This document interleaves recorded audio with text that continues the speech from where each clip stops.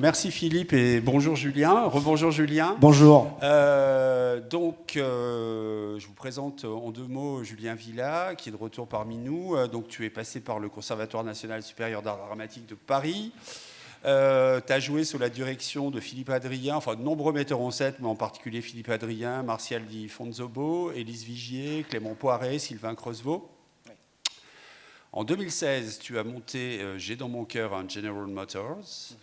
Et puis après, tu es parti sur les traces de Philippe Cadic. Ouais. Et pour créer ton spectacle Philippe K ou La fille aux cheveux noirs, dont on vient de voir les toutes premières minutes. Ouais. Et puis, en fait, moi, je te laisse la parole pour nous raconter ton trip américain sur les traces de Philippe Cadic. Ouais, bonsoir. Alors, c'est vrai que je voulais préciser ça parce que c'est vrai que le thème, là, c'est Blade Runner, beaucoup Philippe Cadic. Moi, je rentre sur Philippe Cadic parce que je travaille avant tout sur les sociétés capitalistes et les masques, les rapports de pouvoir qu'elles produisent à des époques données. Et après avoir... Et ça, je commence avec mon ami Sylvain Creusevaux là-dessus. On a fait un spectacle autour du Capital de Marx. Et derrière, je suis sur J'ai dans mon cœur un General Motors où je vais sur le Fordisme et la Motown. Et derrière, je décide de retourner dans ces années 60, dans la même ville qu'où est né le Black Panther Party, à savoir vers Berkeley, Oakland, dans la baie de San Francisco. J'y étais déjà allé plusieurs mois pour écrire sur ce thème-là. Et là, je découvre par le livre que je conseille à tout le monde, je pense que tout le monde l'a lu si vous connaissez Dick, mais d'Emmanuel Carrère, qui s'appelle « Je suis vivant et vous êtes mort », qui est une fausse biographie de Philippe Cadic. Et là, moi, je décide, en rencontrant cette figure, de partir sur 3 figures de Don Quichotte moderne à l'ère néolibérale, comme dirait Christopher. Et là, je décide de me plonger sur la figure de Philippe Cadic, mais mélangée à son œuvre. Et on a une bourse avec mon collaborateur Vincent Haro pour aller avec l'Institut français Villa Médicis. Et c'est marrant parce que c'est en 2017 qu'on l'a. Et Emmanuel Carrère, il a été écrire « Je suis vivant, vous êtes mort » avec la même bourse en 97. Donc ça, c'est un peu dickien. Et donc moi, je travaille avec l'écriture de plateau, c'est-à-dire je fais de l'improvisation avec les acteurs avec qui je bosse. En fait, on met un point de tension entre dire qu'il faut certes écrire pour jouer, mais il faut aussi jouer pour écrire. Et parce que je trouve que l'écriture de plateau, l'impro est très vivante, formidable, mais qu'elle a tendance à ne pas planter de véritable dramaturgie, eh ben moi, je propose pour mes pièces jusqu'à présent, pour Philippe K ou La fille aux cheveux noirs, c'est ce que j'ai fait, de composer un recueil de contes, de poèmes, de dialogues qui va constituer une sorte de cosmogonie de l'univers à venir. Et avec les acteurs, après, on improvise. On improvise et à la fin, très concrètement, c'est un petit peu la moitié de mes poèmes, de mes textes et la moitié des situations qu'on a travaillées ensemble. Bon, et ça, c'est assez passionnant, je trouve, pour le plateau. Et avec mon collaborateur Vincent Haro, on a eu cette bourse pour aller écrire pendant 3-4 mois aux États-Unis sur les traces de Dick, cette fois-ci. Et on est parti un mois à New York, ça n'avait rien à voir. Parce que c'est important, New York, pour d'autres raisons. Et ensuite, on a été dans le Colorado, à Fort Morgan, là où Philippe Cadic est enterré. C'est sa ville natale, Fort Morgan. Et là où... enfin non, il est né à Chicago, pardon. Et en Californie, quoi, sur les traces sensibles. Donc on a fait tout connement là où il vivait, tout ça. Moi, ce que je tenais à dire, c'est que Philippe K, c'est un personnage inventé. Et je pense que Philippe Cadic est un personnage inventé. À savoir que c'est quelqu'un qui, dans son exégèse, alors pour ceux qui ne le savent pas, moi je me suis intéressé très fort à ce moment de bascule dans sa vie où il devient un de ses propres personnages. Pour la petite histoire, il est en 74 à Los Angeles, à Orange County, là où il va finir sa vie, et il est obsédé par les filles aux cheveux noirs, comme je le dis là. Il a perdu une sœur jumelle à la naissance, qui s'appelait Jane Dick, pardon. Et ça l'a toujours obsédé. Et dans tous ses livres, vous remarquerez, alors Rachel de Blade Runner est une fille aux cheveux noirs. Et dans ma pièce, c'est elle qui va revenir le tuer. Et toujours, il a couché, même à 50 ans, des histoires pathétiques où il a des petites copines de 19 ans qui ont toujours les mêmes cheveux noirs. Et donc, il est obsédé par ça. Et moi, ce qui m'a intéressé, c'est vraiment ce point où donc, il est chez lui et il se fait livrer des antidouleurs parce qu'il vient de se faire opérer des dents. Et une fille aux cheveux noirs ouvre une énième, sonne chez lui, il ouvre et c'est une vendeuse de médicaments. Et elle porte autour du cou un poisson doré. Et là, Philippe Cadic va vivre ce qu'on appelle une anamnèse. C'est passionnant et je pense que c'est un thème central dans son œuvre. C'est un ressouvenir. C'est-à-dire, c'est se rappeler de quelque chose qu'on savait déjà, mais qu'on a oublié. Et il va avoir cette chose dingue, mais pas tant dingue que ça. Il va se rendre compte que l'Amérique de 1974 n'est qu'un hologramme projeté par l'Empire romain, qui n'a jamais pris fin. Que toute la modernité, les siècles, voire les millénaires qui sont passés, ne sont qu'une illusion. Et qu'en réalité, nous sommes en l'an 45, et que l'Empire romain, par cette illusion de temps qui passe et de modernité, nous tient dans ses geôles et nous empêche d'aller sauver le Christ. Voilà. À partir de là, je vais dire, il va vriller. Mais encore une fois, moi, la question que pose un Don Quichotte, et qui est formidable, c'est: est-on réellement fou quand on agit de manière plus folle qu'un monde fou ? Et c'est ça, où moi je pense que c'est là où je me suis intéressé. Il s'est mis à replonger dans toutes ses œuvres, ses 40 romans, ses 120 nouvelles. Et il s'est rendu compte qu'il avait écrit des passages de la Bible sans s'en rendre compte. Il s'est rendu compte que il avait écrit ce qui lui est arrivé avec cette fille aux cheveux noirs et ce poisson-là, qui est le symbole des premiers chrétiens, qui fait le 8, l'infini. Et là, il va rentrer dans quelque chose de dingue, c'est qu'il va écrire sa propre exégèse. Or, une exégèse, c'est une civilisation qu'il a fait sur des siècles. C'est pas du tout un homme à Berkeley. Et du coup, il va reprendre tous ses livres et il va plonger dans la gnose et il va chercher des raisons. Et à la page 1800, il va dire: merde, est-ce que je ne suis pas un personnage d'un roman de Philippe Cadic ? Et moi, ça m'a bouleversé. Et j'ai trouvé que c'était un Don Quichotte moderne et que c'était un personnage kafkaïen de la deuxième partie du XXe siècle. Et je me suis aussi intéressé à un truc dans mon obsession sociétale, c'est... je ne sais pas si vous avez en tête, mais Le procès de Kafka, qui est un très très grand livre du début du XXe siècle, c'est un homme qui erre dans les couloirs à la recherche de son procès qui a déjà commencé sans lui et qui n'en sait pas la raison et ne la cherche pas d'ailleurs et participe à ça. Avant le Watergate, qui a lieu dans les années 70, l'affaire Nixon, qui a fait espionner le Parti démocrate et ça a poussé à sa démission derrière quand l'affaire a été révélée, on était vraiment dans une croyance plus kafkaïenne, c'est-à-dire il y a les grands secrets d'État, tout ça est flou et on erre dans le procès de Kafka avec lui. Pour moi, après le Watergate, Philippe Cadic est un auteur réellement représentatif de la période post-Watergate, c'est-à-dire où tout va être mis en lumière. C'est-à-dire qu'on va arrêter d'essayer de censurer des artistes, tout ça, on va dire, c'est ce que Debord appelle la société du spectacle, on va dire laissez-les parler, un bruit en chasse un autre et tous les bruits périront dans le brouhaha. C'est pas un problème. Donc la meilleure manière de se cacher, c'est de se perdre dans la forêt à partir de ce moment-là. Et donc Philippe Cadic, il est cet auteur de ce qu'on appelle la paranoïa, où c'est très intéressant de faire entrer les prisons panoptiques aussi.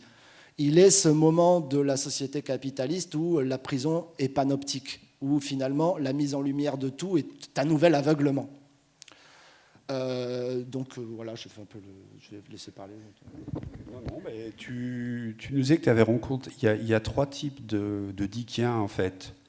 Tu peux nous revenir sur ces 3 groupes de Dickiens que tu as pu rencontrer d'ailleurs dans ce voyage ? Ouais, aux États-Unis, on a rencontré des fans de Dick. Alors, notamment, je vous le dis, ils veulent tous égorger Emmanuel Carrère. Hein, vraiment, ils l'attendent là-bas. Et c'est un problème, je pense, que moi, je trouve, en tout cas, en tant que Français chez les Américains, c'est ce putain de goût pour la vérité, la véracité des faits, qui parfois, je trouve limite. Mais c'est passionnant, parce que c'est aussi proche de leur histoire et c'est leur culture à eux. Donc il y a les fans qui veulent vraiment savoir ce qui s'est passé à 1h34, ce qu'a mangé Philippe Cadic, à quelle heure, où il était. Bon, là. Il y a les artistes et les universitaires, les chercheurs, un peu comme je me positionne, c'est-à-dire qui disent au fond on s'en fout de la véracité. La vie de ce mec mélangée à ses nombreuses œuvres est un conte moderne formidable. Et le conte est là pour produire du mystère, c'est le contraire de l'information. Et puis, il y a les religieux. Alors, eux, ils pensent carrément que Philippe Cadic est un prophète. Ça se tient, hein. Je veux dire, il a vraiment... moi, je crois, comme disait Gilles tout à l'heure, ou je ne sais plus qui, que l'artiste est par définition un peu précogue, ou d'ailleurs n'importe quelle personne qui se pose 2-3 questions. Donc voilà, et ils se font la guerre.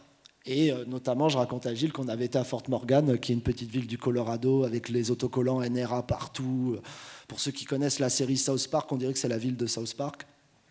Et il y avait un petit musée sur l'histoire de la betterave, parce que c'est et où ils organisent chaque année le festival de Dick. Mais si vous voulez, vous représentez le restaurateur il sortait d'un film de Lynch. Il avait une petite houppette blonde avec une chemise serrée. Et pendant 4 heures, cette année-là, ça devait être les religieux qui prennent le pas et qui organisent la rencontre Dick. Et bien, pendant 4 heures, il s'est mis à suer, le restaurateur, et il a expliqué à Dave Hyde, qui était là un des chefs des fans de Dick, que ça serait compliqué parce que les tarots, les fondamentalistes chrétiens risquaient d'intervenir et de brûler le musée, de le mettre dans la merde, et ils avaient peur, vraiment, et sa vie était en jeu. Et ils ont fini par décider de faire ça dans un sous-sol d'un diner du centre, pour pas que les fermiers du coin savent qu'il y avait un tarot un peu dickien, quoi. Voilà. Bon, super. Tu restes avec nous? Ouais, je reste. Et puis on va te retrouver demain aussi, je pense. Mais c'est une autre histoire. Juste pour finir, je voulais remercier parce on a pu créer ce spectacle sur différentes étapes, mais les premiers à nous soutenir, c'est un lieu formidable à Paris qui s'appelle les Plateaux Sauvages, et il y a Jean-Baptiste Moreno qui est là, qui est le co-directeur, et voilà, je voulais les remercier parce que sans ça, on ne pourrait pas le faire. Voilà. Et qui collabore notamment au festival Impatience, qui est aussi avec le 104. Alors maintenant, je vais appeler Justine Aymar, qui est là. Et qui, alors pendant que tu t'installes, que tu fais ton petit réglage, je te présente. Donc tu es plasticienne, tu es diplômée de l'École supérieure d'art de Clermont Métropole. Tu t'intéresses particulièrement aux nouveaux rapports qui se nouent entre nos existences et les nouvelles technologies.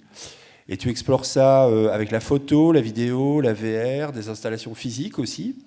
Et puis, tu utilises les neurosciences, le deep learning, et puis, en général, d'une manière générale, le dialogue humain-machine.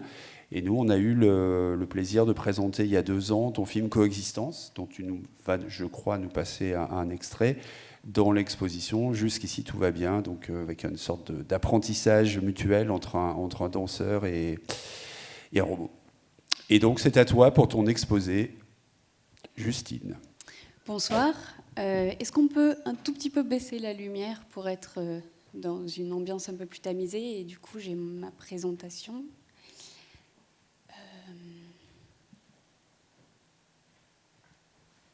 Voilà, on peut passer sur l'écran de l'ordi. Merci.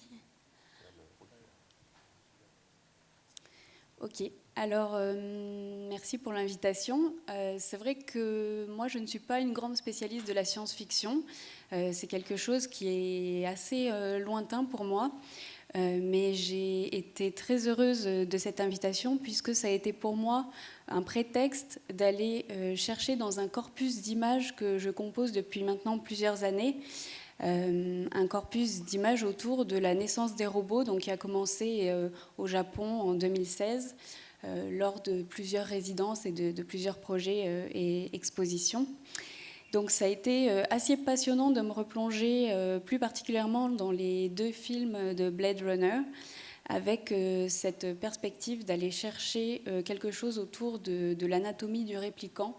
J'avais envie de travailler cette question de l'anatomie et de créer un parallèle visuel, donc une sorte de traversée dans mon exploration de la robotique anthropomorphique au Japon.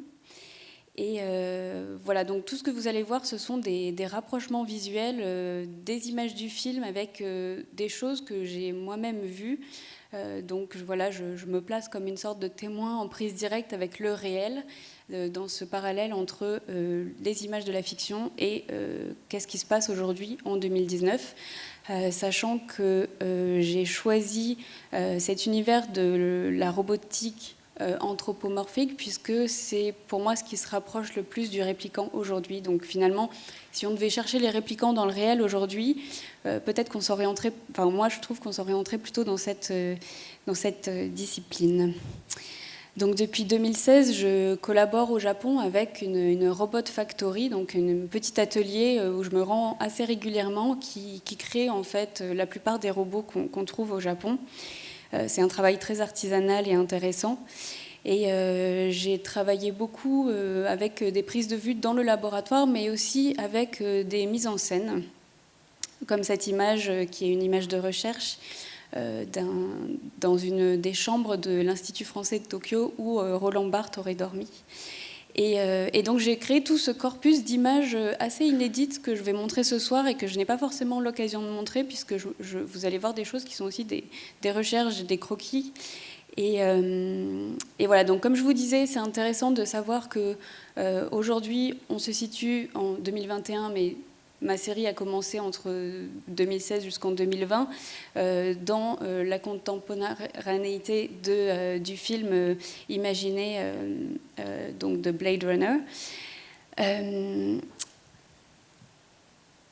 Je voulais juste commencer par une définition du New American Dictionary de qu'est-ce qu'un répliquant et ces deux images de fan art, puisque donc un répliquant, la définition see also robot, antique, android, obsolete, nexus, generic, synthetic human. Donc on est dans le répliquant chez un être qui n'est pas un robot, mais qui est composé de tissus organiques. Donc, par exemple, les androïdes de Philippe Cadic qui sont construits de mécanismes sont remplacés par ces répliquants-là, qui sont biogénétiques, donc substances entièrement organiques créées par la Tyrell Corporation. Et ils ont une apparence presque identique à celle des humains adultes, avec des caractéristiques supplémentaires selon les modèles. Et ils sont soi-disant incapables d'éprouver des émotions. Et ils ne peuvent être différenciés des êtres humains que par le test de Voigt-Kampff, dont on a déjà parlé, qui consiste à poser aux répliquants cette série de questions pour provoquer une réaction émotionnelle.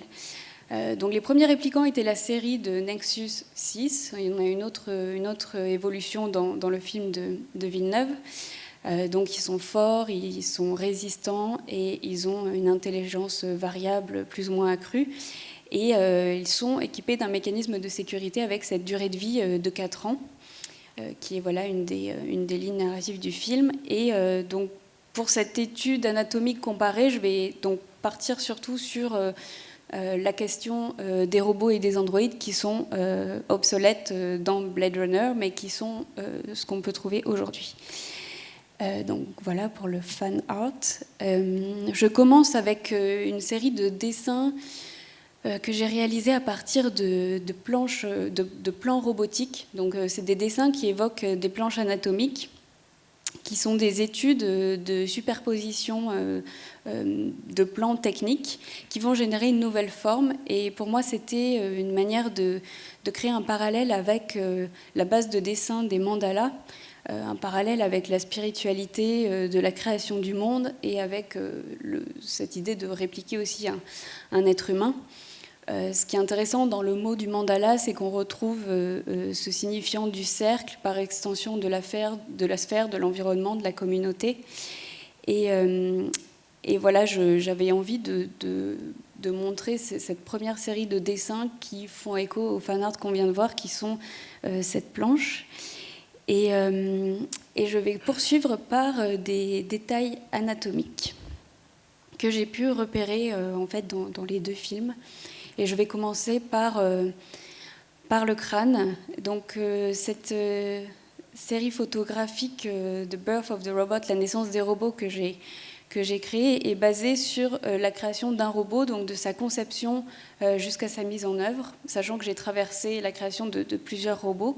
Et il est intéressant de noter que cette création part de vrais crânes. Donc il y a aussi cette étude du volume du crâne humain, d'un crâne réel, pour aller chercher quelle est la bonne proportion, le volume, la forme, et pour pouvoir être ensuite porté par une mécanique. C'est déjà une première approche dans cette série photographique aussi de l'idée de l'archéologie qui va venir perturber un petit peu cette série de photos, mais voilà le crâne de Rachel qui est déterré dans le film de Villeneuve et qui revient ensuite à la vie. Et en parallèle, cette première photo qu'on peut voir quand on rentre dans l'installation, puis vient cette conception mécanique qui va être à l'origine de l'animation du visage, de tous ces petits muscles, du mouvement des yeux, de la mâchoire, donc qui est aussi une étape très importante. Et puis aussi une étude sur voilà, comment les tissus, à partir de, voilà, de modèles anatomiques. Et donc tout ça, toutes ces structures-là qui vont ensuite venir soutenir la peau. Donc la peau qui est l'organe le plus important dans le corps humain, qui est quand même 16% de notre poids total. Et donc les réplicants ont une peau organique. Les robots androïdes ont aussi une peau, mais qui est plus particulièrement sur le visage, sur les mains, et qui va venir de manière plus parcellaire habiller le corps et la mécanique. Donc là, on a un modèle de Nexus 9 dans Blade Runner 2049, et un masque de robot sur la droite, donc une couche de peau en silicone qui va venir s'attacher sur la mécanique pour être animée et pour créer des mouvements. J'ai voulu montrer aussi des visages d'hommes, puisque souvent on voit beaucoup de femmes. On a une féminisation de la robotique au Japon qui est très forte, mais quand on s'intéresse à ce qui se passe dans la société, en fait, on s'aperçoit qu'il y a beaucoup de répliques d'êtres humains hommes, et souvent des vieux hommes. Donc il y a la question de la ride et du vieillissement de la peau aussi qui est très très belle et qui vient souvent, que j'ai souvent retrouvé en fait de manière récurrente. Et moi, ce que j'aime beaucoup dans cette série, c'est qu'on se rapproche aussi de la sculpture. Et pourtant, c'est un petit atelier dans lequel je vais qui ne produit pas pour le cinéma. On est sur de la production plutôt pour des intégrations dans la vie réelle. Donc des robots qui vont être surtout dédiés à l'éducation, à des shows télévisés, à des grosses entreprises, mais aussi et surtout pour l'étude et pour la science. Notamment avec, donc pour clore ce chapitre sur la peau, un diptyque que j'ai réalisé à partir du robot de Hiroshi Ishiguro à l'université d'Osaka, qui est ce scientifique qui a réalisé son double en robot, donc qui s'est lui-même auto-robotisé, donc avec cette réplique. Et on a donc K qui répare sa peau dans Blade Runner 2049. Et c'est là où je me demandais aussi, une des premières différences entre l'humain et le répliquant, c'est cette capacité à s'auto-réparer avec donc apparemment cette glu spéciale qui permet de refermer sa peau, de cicatriser plus vite, qui est quand même assez pratique, que j'avais envie de connecter au zip et voilà, il y a cette ouverture de la peau complètement old school qu'on peut voir sur ce robot, mais que j'aime beaucoup parce qu'il laisse apparaître aussi le compresseur, en fait, puisque toute la mécanique est animée à partir d'air comprimé, et c'est une idée que je trouve importante, puisque c'est aussi comme ça qu'on va pouvoir donner un souffle de vie. C'est l'air qui anime vraiment les machines. Et voilà, une vue d'exposition à Hiroshima, où j'avais présenté le diptyque. C'est une série que je montre uniquement imprimée sur du tissu. Donc il y a toujours un léger mouvement dans les images qui sont flottantes et parfois même semi-transparentes. Et puis un autre détail anatomique dont on a beaucoup parlé, c'est l'œil. J'ai oublié de placer aussi l'image de la fabrique des yeux dans Blade Runner, où on voit cet environnement cryogénisé où les yeux sont dans le petit verre à saké, et que Christopher a montré tout à l'heure. Et donc voilà, on voit cette fabrication des yeux, on voit que c'est aussi un détail de l'anatomie qui va servir à l'identification, et donc une zone sensible qui permet de scanner le répliquant dans 2049, qui ne se laisse pas faire. Et j'ai beaucoup photographié des yeux, en fait, au Japon. On est peut-être dans l'élément qui se rapproche le plus de la poupée. On parlait tout à l'heure, mais voilà, qui va venir structurer et donner aussi une forme à cette mécanique, et c'est toujours fascinant parce qu'on entre dans l'anthropomorphisme aussi très facilement à partir du moment où il y a les yeux. Et une autre particularité, la troisième différence physiologique avec les êtres humains, donc c'est ces yeux qui brillent dans Blade Runner, qui sont une des potentielles façons de détecter si l'être est un répliquant ou non, et qui se retrouve dans la robotique anthropomorphique pour installer une caméra. Et une caméra qui va permettre de venir analyser ce qui se passe en face du robot et de la machine avec tous les outils de computer vision qui sont à notre portée aujourd'hui. Et donc ce robot avec le trou dans la pupille pour laisser passer en fait la caméra. Et donc ça, c'est une petite vue d'exposition à Bogota où j'avais présenté la série, dont la série avec les yeux. Et un petit aparté, parce que j'ai trouvé cette image toujours dans Blade Runner 2049, de la morgue de la police judiciaire avec ces sortes de bras robotiques qui s'occupent des corps. Et ce qui m'a assez frappée, c'est que j'ai tourné un film c'est en quelle année ? 2017, dans le Ena Hotel, qui est dans le sud du Japon, sur l'île de Kyushu, qui est en fait à côté de Nagasaki, un hôtel entièrement, soi-disant, géré par des robots, avec ce bras robotique qui gère en fait tous les casiers, et dans lequel j'avais glissé une fleur pour créer une vidéo d'Ikebana. Et j'ai trouvé qu'il y avait un rapport formel assez drôle entre les bras qui triturent les corps et le bras qui s'occupe des casiers. Voilà, c'était la petite parenthèse robotique industrielle. Et puis ensuite, vient, au-delà de l'apparence et de l'enveloppe, l'idée de la mémoire et des souvenirs implantés. Donc on en a parlé tout à l'heure, ces souvenirs qui sont fabriqués, qui sont totalement artificiels, qui vont être implantés dans les réplicants, créés pour stabiliser émotionnellement et pour qu'ils puissent aussi se raccrocher à des choses, et au point même qu'ils ne savent plus s'ils les ont vécues ou si ce sont des choses qui sont implantées en eux. Donc voilà, on voit la création holographique en fait de toutes ces formes de la mémoire. Tout à l'heure, on voyait une forêt assez immersive, et dans ce cadre-là, je voulais évoquer une expérience réalisée avec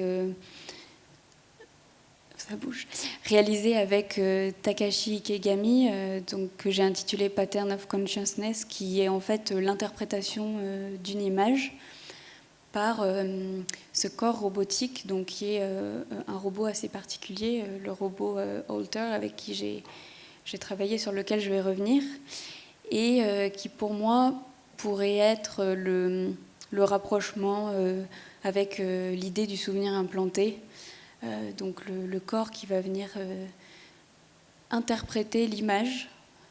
Donc voilà, c'était une expérience intéressante de synchronicité entre l'image qui défilait sur l'ordinateur et le comportement du robot qui tentait de décrypter les choses.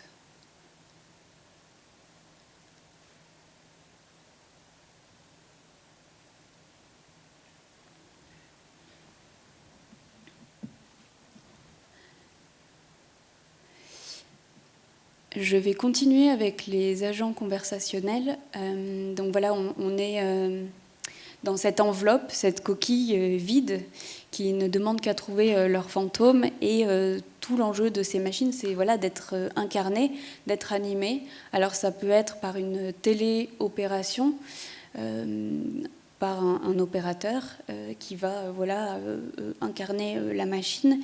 Mais ce qui est intéressant quand on veut parler d'une machine autonome, c'est quel va être le logiciel qui l'anime, et donc qui peut être justement ce logiciel de conversation qui va leur permettre de se camoufler dans la vie réelle et d'être des êtres à part entière, Donc je veux bien qu'on mette le son. Ah. あれこうやってお話しするのは初めてですよね。はじめまして。私はアンドロイドのエリカです。自律的に人と会話ができるロボットです。お名前を教えてください。さゆりです。ゆりさんですか？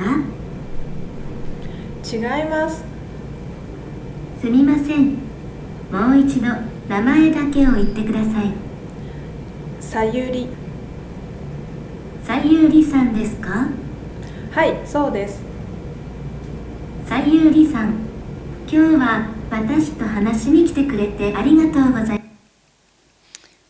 Voilà pour un court extrait d'un film de recherche que j'ai réalisé en 2016, qui est une conversation entre Erika, donc un robot Android réaliste réalisé par le laboratoire de Hiroshi Ishiguro au Japon, à Osaka, qui d'ailleurs vient de décrocher son rôle dans un film hollywoodien. Donc c'est la première actrice Android qui va tourner prochainement à Hollywood. Et donc elle est dotée d'une intelligence conversationnelle assez limitée et qui, au bout de 10 minutes, peut être assez... enfin, qui se termine, en fait, tout simplement. Depuis, je pense qu'elle a beaucoup évolué. Mais voilà, on est dans une discussion assez poussée, tout en étant limitée, et que j'ai mis en scène dans un dialogue entre elle et une psychologue. Donc c'était un film de recherche en hommage aussi à ELISA, donc ce programme d'intelligence artificielle qui avait été créé en 1964, qui simule une psychothérapeute qui reformule les affirmations du patient en question et qui lui les repose. Et voilà, je trouvais que la conversation prenait un statut différent parce qu'elle parlait avec une psychologue et c'était pour moi une expérience intéressante. Et j'avais envie de saisir son regard et de lui donner une dimension plutôt humaine avec ce plan assez rapproché. Et voilà, donc une des potentialités de se camoufler dans la vie réelle, comme le font les réplicants, mais aussi... cette question de renaître parmi les morts, qui est quelque chose qu'on retrouve assez souvent, une question qui a toujours fasciné l'humanité, mais par exemple ici, on voit le robot de Natsume Soseki, cet écrivain japonais qui est un petit peu le Victor Hugo du Japon, qui a été reconstitué par l'université de Nishigakusha, qui a voulu le faire revivre pour venir donner des cours de littérature au sein de l'université. Donc évidemment, on a des préoccupations éthiques et philosophiques posées par la présence de ces androïdes au sein de la société, sachant qu'on est sur une mise en scène plutôt... Et moi, j'ai pu assister à une prise de parole publique de ce robot. Donc voilà, 100 ans après sa mort, son masque mortuaire a été scanné pour reconstituer en fait tout son visage, et puis sa voix a été générée à partir de ses écrits et calculée en fonction de la résonance de sa boîte crânienne, sachant qu'ils ont enregistré ses descendants. Et c'était assez fascinant de suivre toute la période de maquillage et de préparation de l'objet au vu de sa prise de parole à côté des vieux professeurs de l'université, donc amené sur sa petite table roulante. Et c'était une cérémonie de remise de diplôme. C'était un événement assez intéressant et très très sérieux. Ouais. Voilà, et très sérieux, et donc l'espoir que l'esprit de Natsume Soseki peut venir aussi s'incarner dans ce corps proposé. Et ce thème de la mort qui est assez présent, puisque j'ai pu suivre la reconstitution de plusieurs robots de célébrités ou de personnes décédées avec les artefacts réels leur appartenant qui étaient disposés sur les machines.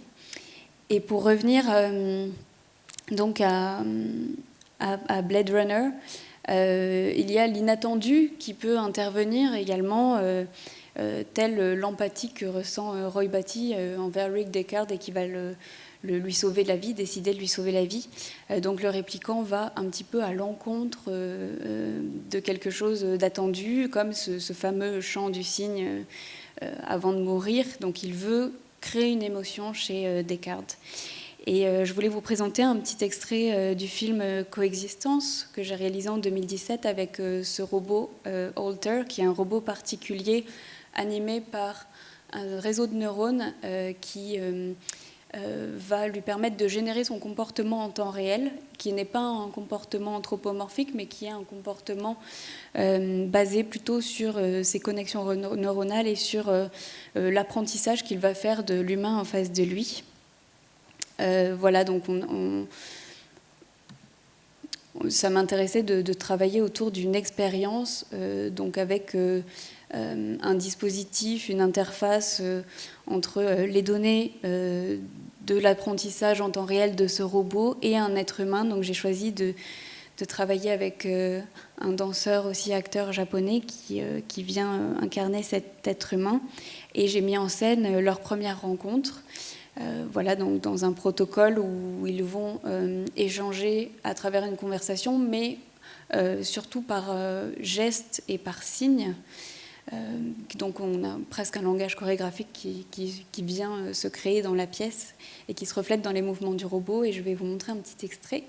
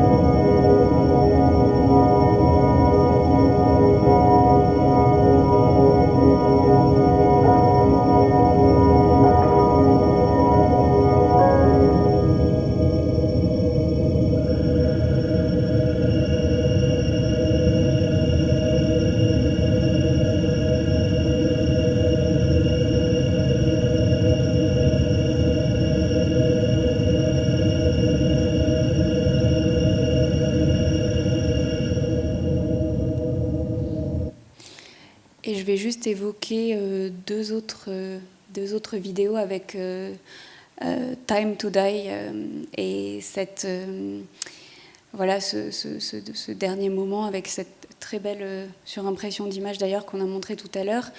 Mais voilà, cette fragilité aussi de la technologie et de la robotique que je montre dans cette pièce Soul Shift qui voilà, montre ce premier robot qui ne fonctionne plus. Et avec cette nouvelle génération de robots qui s'éveillent avec l'esprit du précédent, donc avec cette idée du mind uploading, et donc qui fait écho également à l'évolution des générations entre les Nexus, du Nexus numéro 6 jusqu'au numéro 9 dans Blade Runner 2049. Voilà, donc c'est les générations de robots qui sont créées dans la fiction, mais c'est aussi le cas dans la réalité, puisque ce robot Alter a plusieurs extensions et on en est au modèle numéro 3. Voilà pour la partie humaine. Est-ce que j'introduis les noms humains ? Écoute, en une petite dernière minute, est-ce que tu peux nous parler d'un projet qu'on peut voir au 104 aussi ? Voilà, et donc dans l'exposition... Donc, pour faire un petit clin d'œil à la pièce que je présente dans l'exposition, dans Blade Runner 2049, on a l'apparition de ces abeilles, donc qui sont des abeilles survivantes. Et donc, dans une interview, Villeneuve qui dit, on lui demande comment avez-vous décidé qu'il tomberait sur des abeilles, et il répond qu'il y a beaucoup d'abeilles dans le monde en ce moment, elles disparaissent, donc le fait qu'ici vous puissiez voir des créatures encore vivantes et toujours présentes était pour moi comme une petite étincelle d'espoir dans cet univers dystopique. Donc on a quand même l'espoir un tout petit peu. Et j'ai ramené un petit peu d'espoir au 104 avec l'installation Intraorganisme, qui est une version immatérielle d'une autre installation Supraorganisme, mais qui, cette fois-ci, se base sur une matrice qui est une image, en fait, une image qui est captée en temps réel à l'intérieur d'une ruche. Et donc, il va générer un flux vidéo sur Twitch qui est en fait la base de la programmation de l'œuvre. Et j'avance très très vite dans la vidéo.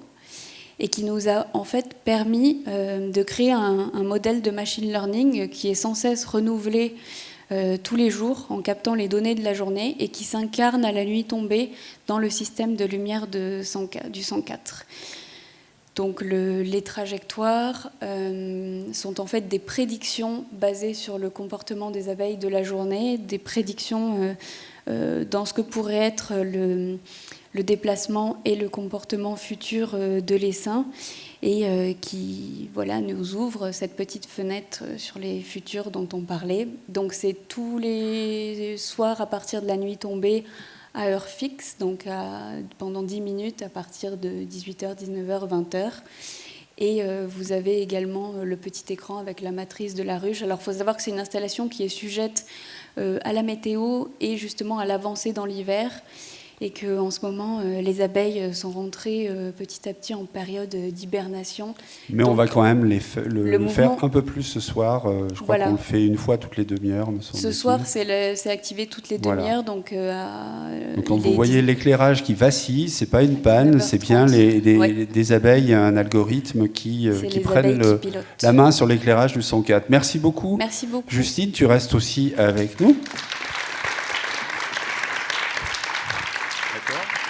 Alors maintenant, je vais appeler Hugo Bienvenu, qui va me rejoindre, qui peut enlever son... Là, par exemple, oui, Hugo, et qui peut enlever son masque et prendre un micro.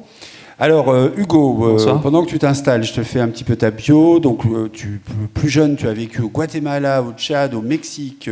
Tu as fait successivement l'école Estienne, les Gobelins et Cal Arts. Tu enseignes d'ailleurs aujourd'hui aux Gobelins, si je ne me trompe pas. Tu as réalisé des épisodes de Ant-Man pour Marvel. Tu as même été acteur dans Eden de Meow and Love. Alors, on te connaît particulièrement pour tes bandes dessinées, parmi lesquelles les remarquables Paiement accepté, Préférence système et puis le petit dernier, Total. Tu es aussi éditeur. Et tu prépares ton premier long métrage, Arco. Et tu travailles 16 heures par jour depuis très longtemps, je crois savoir. Donc, on s'était mis d'accord pour passer quelques petits éléments d'image. Et on avait décidé de commencer par un clip que tu as fait avec Félix de Givry pour le Jabberwocky, qui s'appelle Fog. Donc, on va regarder Fog. Pour un ou pas, mais ce n'est pas vraiment le sujet aujourd'hui. Je me souviens que tu m'as dit, je t'ai entendu dire en tout cas que à la sortie de ce film, quelqu'un t'a tout de suite dit que ça lui faisait penser à du Philippe Cadic. Donc la question évidente, c'est d'abord quel est ton rapport à la science-fiction et en particulier à Dick ? En fait, moi, c'est vraiment par ce clip-là que j'ai rencontré Philippe Cadic, parce que quand je l'ai eu fini, il y a mon éditeur qui est Jean-Luc Fromental, qui travaillait chez Métal Hurlant, qui me dit ça me fait penser à du Philippe Cadic, et moi je connaissais pas Philippe. Je lui ai dit c'est qui ce monsieur, et parce que moi je viens vraiment de la littérature, on va dire Marguerite Duras, le nouveau roman, Tolstoï, enfin voilà, et la science-fiction me paraissait être une sorte de genre pour les geeks qui jouaient avec des vaisseaux et qui faisaient piou piou piou comme ça, enfin voilà, des grands enfants, des enfants qui n'auraient pas grandi, voilà, des Peter Pan un peu. Donc j'avais pas envie d'aller, et je cherchais à travers plusieurs formes ma manière de m'exprimer, comment faire des métaphores, intégrer des métaphores dans le réel pour créer de la fiction. Et en fait, la facilité, on va dire, c'est le surréalisme, mais ça me plaisait pas. Et puis, j'arrivais pas à montrer la métaphysique de l'homme dans le présent, à moins de le mettre au supermarché, ce qui m'emmerdait un peu. Et du coup, je me suis dit j'ai eu cette idée de clip où je me disais, j'aimerais bien montrer à quoi est prête l'humanité pour créer une image. Et j'ai utilisé la science-fiction et ce qu'elle permettait pour voilà, pour déjà amener les spectateurs vers le récit, parce qu'avant je faisais des dessins très noirs et blancs, un peu repoussants, très underground. Et je me suis dit non, je vais utiliser cette espèce de truc chatoyant, coloré, dire regardez, ça ressemble à un produit, vous inquiétez pas, tout va bien se passer. Et après mettre une petite voilà. Et en fait je me suis rendu compte que la science-fiction servait à ça. Et donc mon éditeur me dit, ça me fait penser à Philippe Cadic, je prends, allez, je crois que c'est pas Blade Runner que j'ai pris, je crois que c'est Le Maître du Haut Château, le premier. Et de quoi? Oui, c'est les moutons mécaniques. Ouais, c'est ça. Et très compliqué, je pense que c'est pour ça qu'il a eu du mal à trouver son public au début, comme titre, non? Oui. Oui, non, mais on est d'accord sur ce point-là. Et donc voilà. Et là, j'ai compris ce que c'était en fait de la science-fiction. Et maintenant, je ne lis pratiquement que de la science-fiction. C'est le lieu où on peut faire de la philosophie en fiction, quoi. Et c'était peut-être le dernier lieu de la philosophie pour moi aujourd'hui, parce qu'on voit, il y a quand même plus beaucoup de philosophes, à part Maurizio Ferraris. Enfin voilà, j'en passe. Il y en a 3 ou 4 à mon sens aujourd'hui, et qui pensent le présent pour nous permettre de comprendre là où on va. Et du coup, voilà, maintenant, c'est un peu l'endroit dans lequel je me sens bien pour écrire.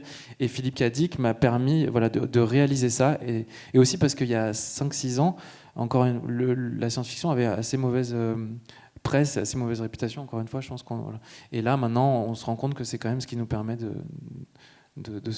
comprendre ce qui nous traverse. Alors, si tu veux bien, on va passer à Préférence Système. Donc c'est sans doute ton œuvre qui est le plus en lien avec nos androïdes qui rêvent de moutons électriques aujourd'hui, même si c'est plus des robots que les androïdes, etc. Encore que.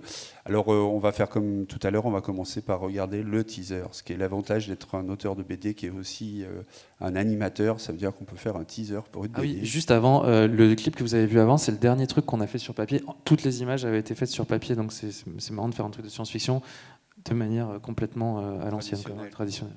Ok, donc le teaser de Préférence Système.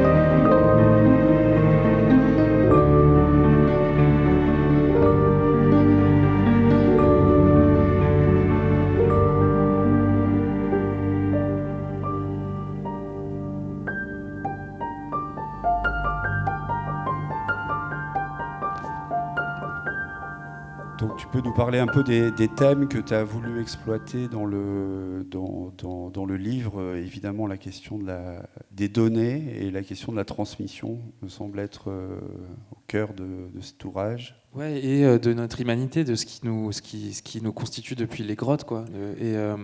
Et donc la transmission dans tout mon travail, c'est peut-être le centre de tout mon travail.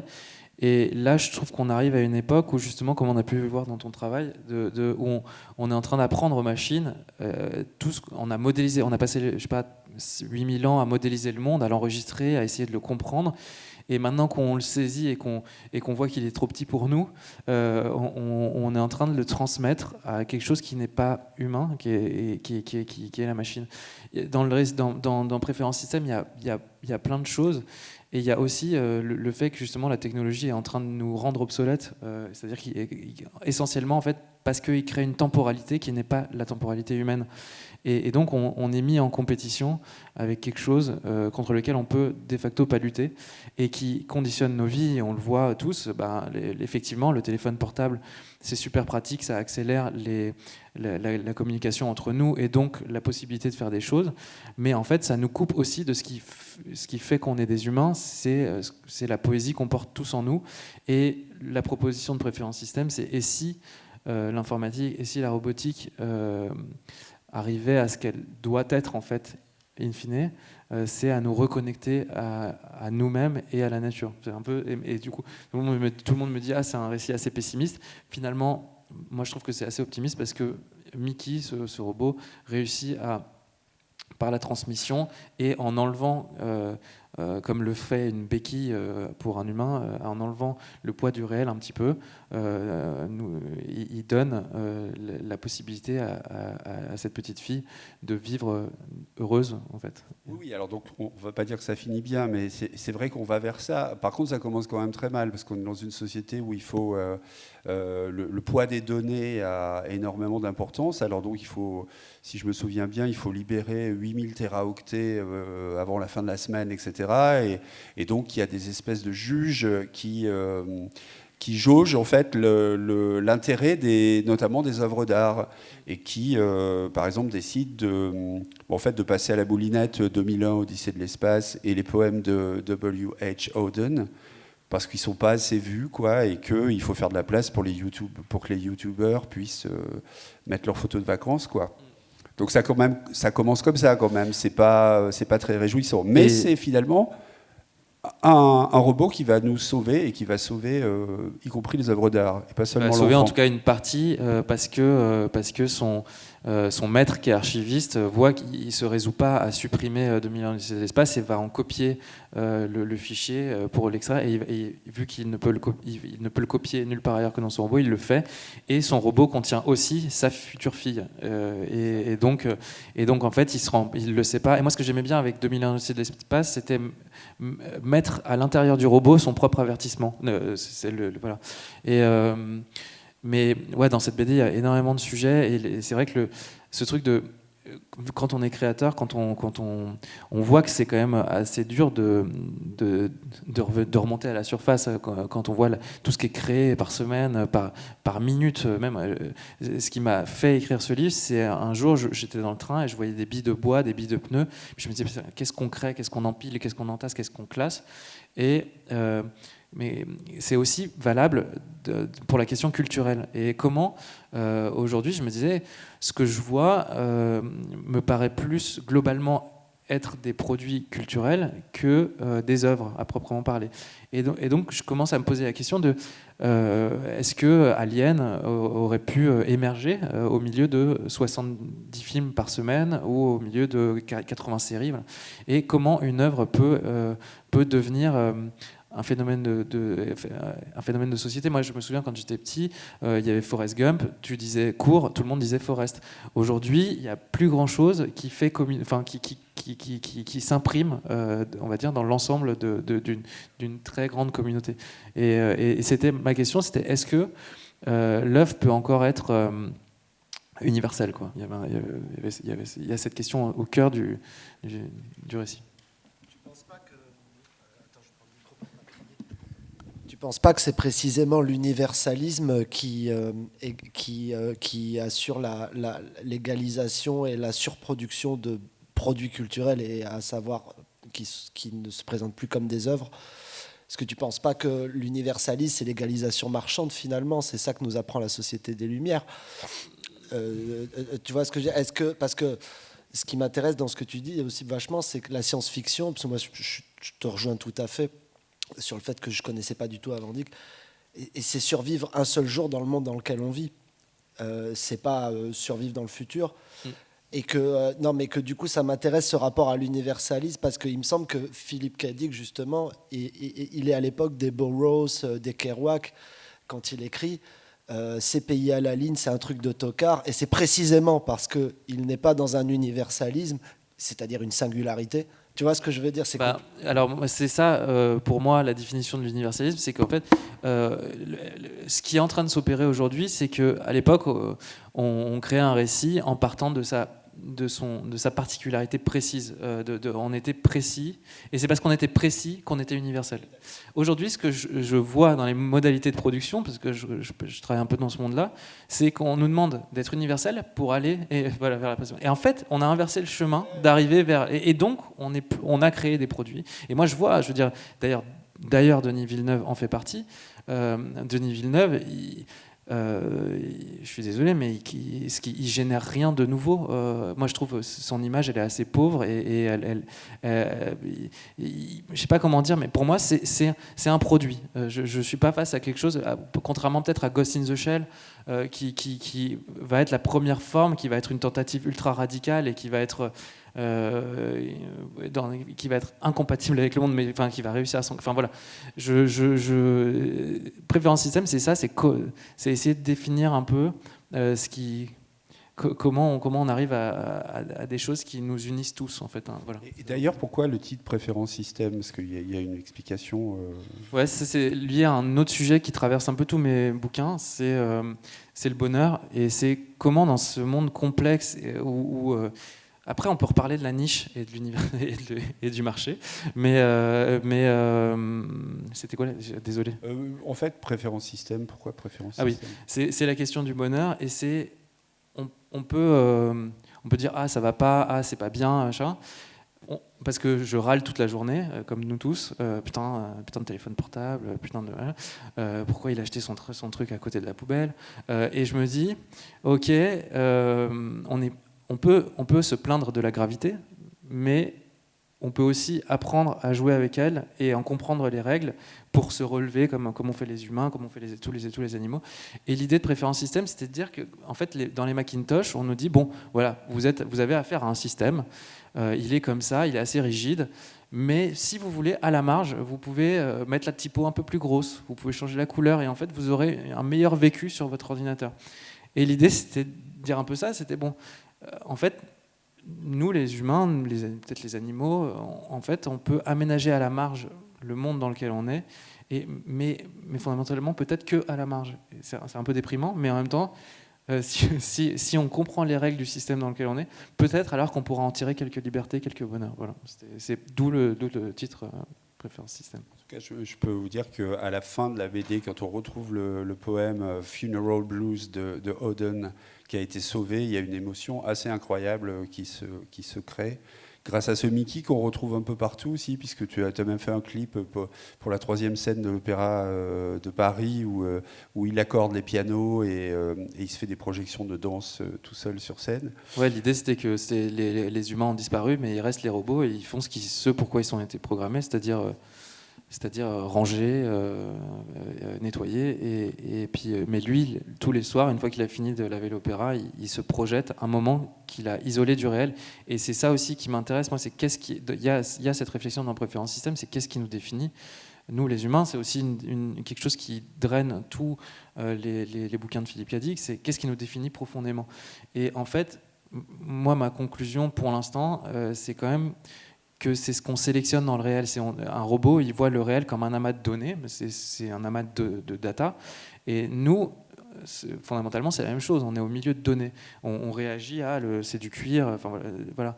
Mais ce qui fait l'importance, enfin, ce qui crée notre humanité, c'est qu'on détermine que ça a plus d'importance que ça. Que nous, aujourd'hui, moi, je vois comme ça et que vous voyez comme ça. Voilà. Et que potentiellement, on s'augmente parce qu'on partage notre prisme, là où les machines conçoivent ce truc-là comme un tout. Voilà. Alors, tu as 2 actualités. Tu as ta nouvelle BD Total, que tu pourras dédicacer à ceux qui en ont envie. Et puis, j'aimerais bien que tu nous parles un peu, pour finir, peut-être de ton long métrage, donc Arco. Alors, d'abord, tu peux nous parler un peu du film. Après, on regardera aussi un teaser. Et vas-y. On est en début. Je suis en train de boucler le scénario et de à peu près boucler le storyboard. Et à partir de maintenant, il reste à peu près 4 ans, donc je vais pas de fabrication, donc je vais pas dire grand-chose. Mais grosso modo, c'est pour pas déflorer, mais c'est l'histoire d'un enfant dans on va dire pas demain, mais dans un après-demain, où le monde a réussi, les humains ont réussi à peu près à se sortir de tous les problèmes dans lesquels on patauge aujourd'hui. Et en fait, dans ce futur-là, on comprend que les arcs-en-ciel, qu'on voit nous depuis le début de l'humanité, c'est des gens du futur qui viennent nous observer. Et donc Arco, qui lui à 12 ans, vole la combinaison de sa sœur et part dans son passé, qui est notre futur à nous, et qui est une sorte de temps intermédiaire. Et voilà, il va changer la vie d'une petite fille, qui va l'aider à rentrer dans son époque parce qu'il a fugué, en gros. D'accord. Donc teaser de Arco.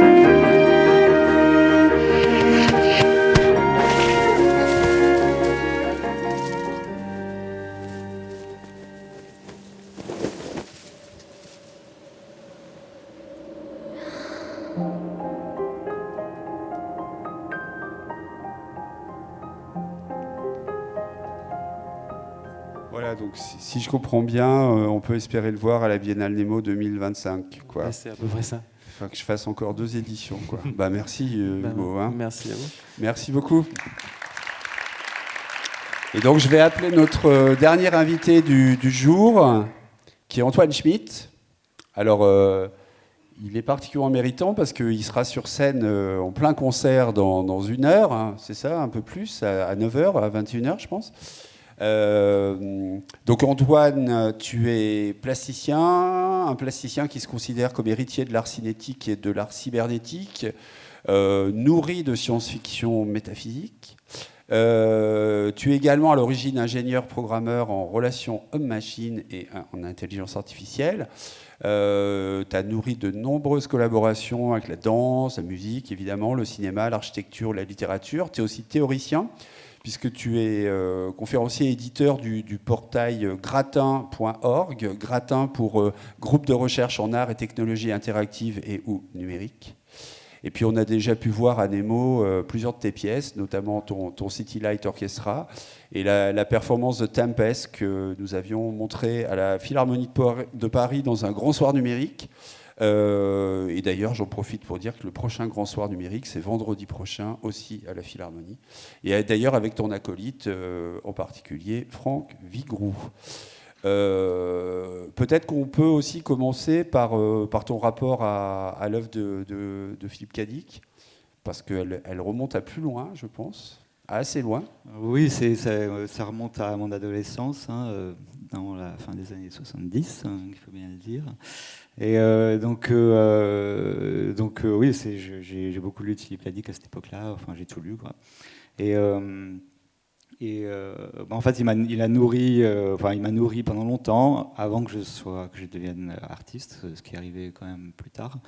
Et en fait, il a nourri mon travail depuis le début par toutes sortes de concepts qui transpercent son œuvre de manière transversale.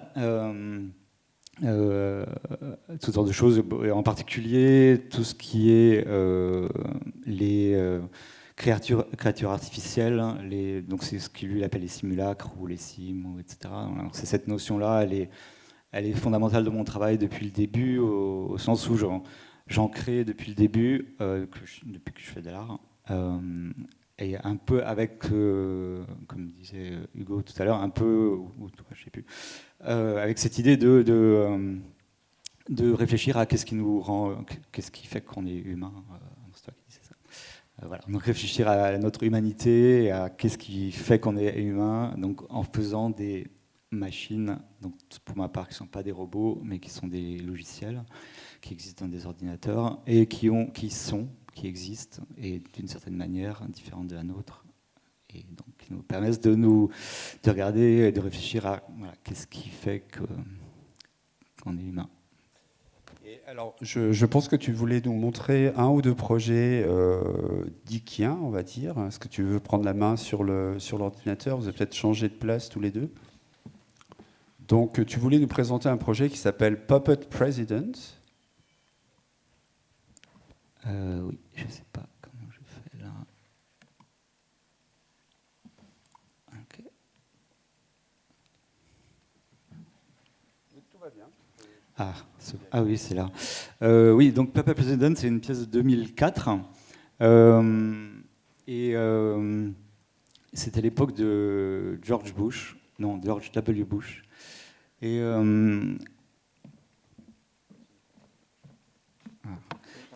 ouais. Et en fait, ça m'était inspiré par, en fait, dans plusieurs des nouvelles et des romans de Philip K. Dick, dont Simulacre, il y a cette notion d'un président des États-Unis qui est en fait une marionnette qu'on voit à la télé, effectivement, comme disait Christopher tout à l'heure. On voit à la télé, le public pense que voilà, c'est le vrai président ou une présidente dans certains cas. En fait, quand on découvre l'envers du décor, en fait, c'est une marionnette, enfin, c'est un androïde qui n'est allumé que pour les passages à la télé. Donc, une espèce de marionnette qui dit ce qu'on lui avait dit de dire. Donc, là, j'ai voulu faire la même chose, en fait. C'est-à-dire pas un simulacre qui fonctionnerait dans le monde réel, qu'on rencontrerait et qu'on pourrait être leurré par cet androïde qui ressemble tellement à un être humain, comme dans Blade Runner, etc. Mais quelqu'un qu'on peut rencontrer... Ça marche, là, en fait, il est là. Oui, mais c'est pas Ah, ok.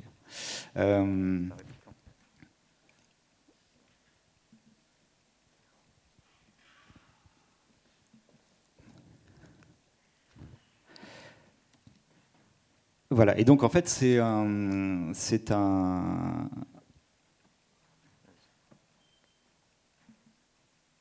voilà. Donc c'est un chatbot. C'est un chatbot. Donc en fait j'ai vraiment mis en scène comment dire, un site web qui permettrait à n'importe qui de parler au président des États-Unis. Avec une connexion privée, cryptée, etc. Et donc avec l'idée que quelqu'un qui y croirait vraiment, il pourrait vraiment croire qu'il parle avec le président des États-Unis. Et si ça se trouve, ça aurait pu être vrai, etc. Bon, derrière, ça a été codé vraiment avec un chatbot Elisa, dont tu parlais tout à l'heure, qui est un chatbot qui était open source à l'époque. Il est toujours plus ou moins, ça a été racheté, mais ils ont laissé tourner le petit moteur Elisa toujours en ligne, et donc ça tourne toujours 16 ans plus tard. Et voilà, donc on peut lui parler. Donc ça marche, c'est vraiment Elisa qui le moteur Elisa qui est derrière, qui répond, donc avec toute sa complexité. Donc c'est quand même un moteur qui est relativement complexe et qui est programmé pour pousser les gens à continuer à parler, etc. Moi, je l'ai un peu transformé, c'est-à-dire que on avait accès aux règles, j'ai pu changer les règles. Donc c'est un président qui est un peu obnubilé par le pétrole, le terrorisme. Donc il ramène souvent la conversation vers ces notions-là. Et donc il y a certaines questions, bon, je me rappelle.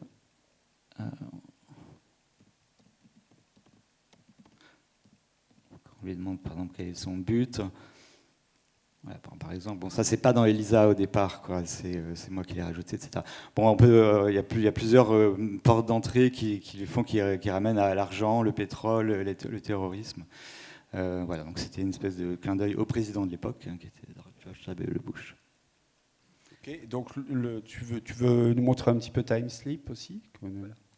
Donc Time Sleep, c'est une autre pièce qui était directement inspirée par Philip K. Dick, par un roman de Philip K. Dick, qui s'appelle Martian Time Sleep en anglais, c'est-à-dire glissement de temps sur Mars en français. Désolé, je n'étais pas préprogrammé dans le... Voilà, je le mets en français.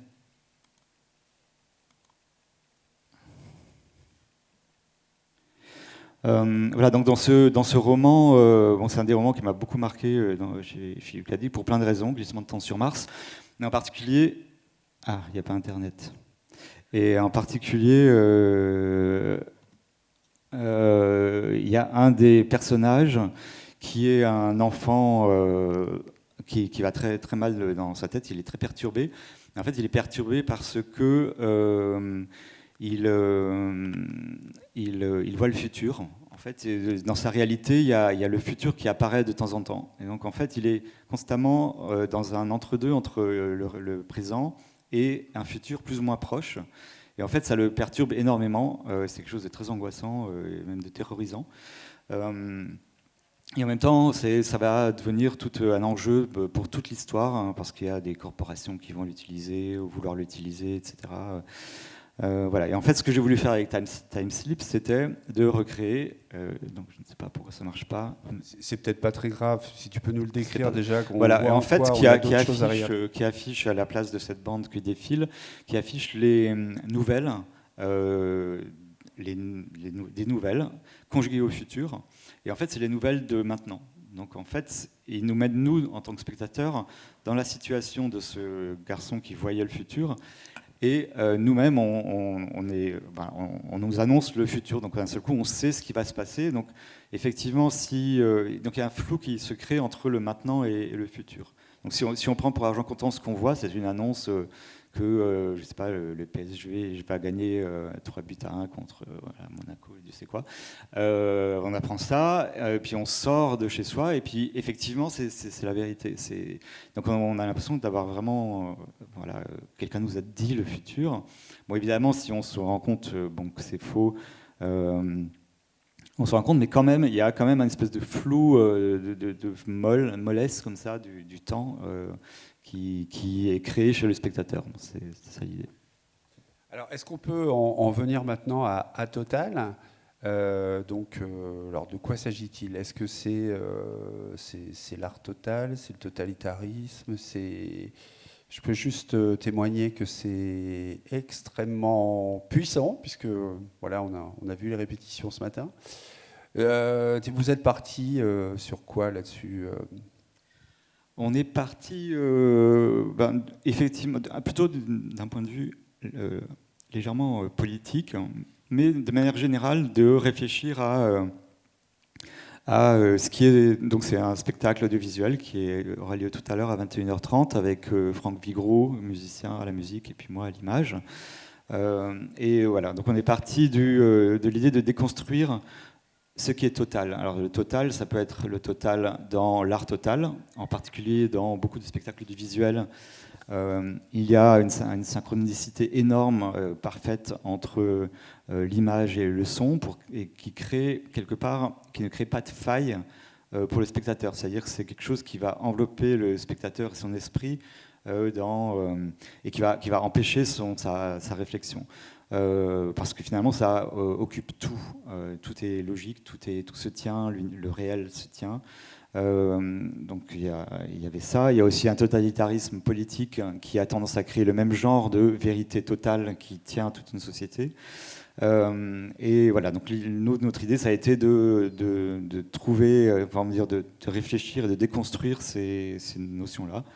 Voilà, dans un spectacle où on va créer des failles, des imperfections, des mollesses, des flous dans une totalité, voilà, pour quelque part permettre à ces erreurs et à cette complexité du monde d'exister et de renvoyer à notre complexité du monde.